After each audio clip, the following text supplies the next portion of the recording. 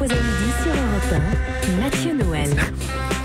Pardonnez-moi, mais Guy Carlier dit vraiment n'importe quoi aujourd'hui. Vous écoutez Europe 1, où effectivement, il est 12h20, rien ne s'oppose à midi, continue avec Eva Rock, Nicolas Caro, Thierry Gévretin. Et l'heure est venue de se laisser bercer par la plume douce amère de Guy Carlier. Guy qui ne m'a pas donné beaucoup d'indications sur la chronique du jour, mis à part ce lancement énigmatique, je cite.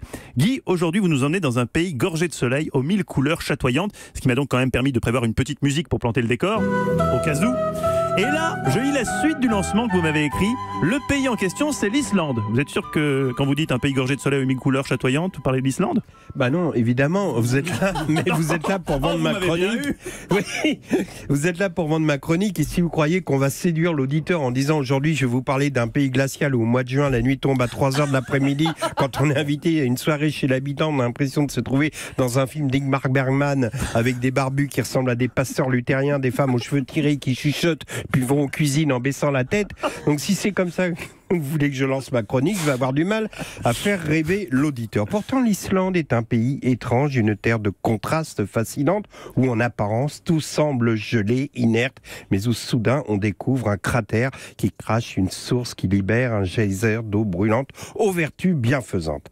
Le documentaire de la chaîne scandinave TV4 Fatka, dont je vais vous parler aujourd'hui, que j'ai vu hier soir, confirme bien ce concept de contraste, puisqu'il s'agit d'une étude de l'orgasme chez la femme islandaise, qui confirme d'ailleurs une similitude étrange entre cette dernière et la géographie locale, puisque la femme islandaise semble en surface totalement gelée, mais pour peu qu'on s'intéresse un peu à sa géographie, on découvre également une source nichée dans un cratère d'où jaillit un geyser, enfin, etc.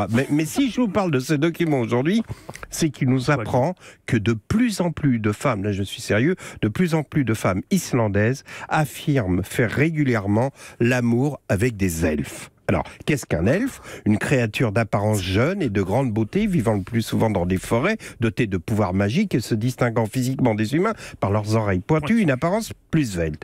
La dame interviewée, c'est un vrai reportage, se nomme Algerbur Algrim de Tyr. Oui, j'aurais pu donner un nom plus facile si j'avais inventé. Et le nom est inscrit en bas de l'écran, avec aussi son titre experte en sexe avec les elfes. Je répète qu'on est quand même dans une émission d'investigation sérieuse. Donc Aldegur, qui est assez jolie, blonde, aux cheveux courts, un peu glaciale en apparence, mais on sait qu'en cherchant un peu...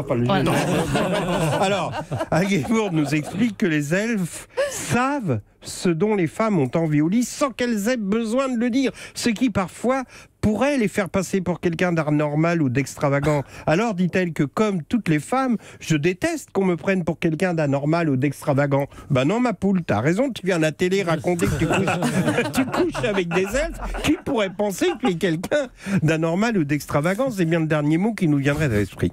Les elfes savent lire, dit-elle, dans nos pensées. Et comme ils sont très souples, ils prennent des positions que les humains sont incapables de prendre. Et là, elle nous montre un petit carnet de dessin.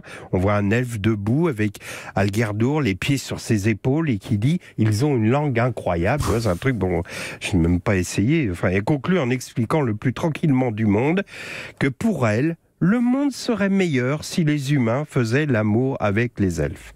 À la fin du reportage, quand j'ai éteint la télévision, nous nous sommes longuement regardés avec mon épouse.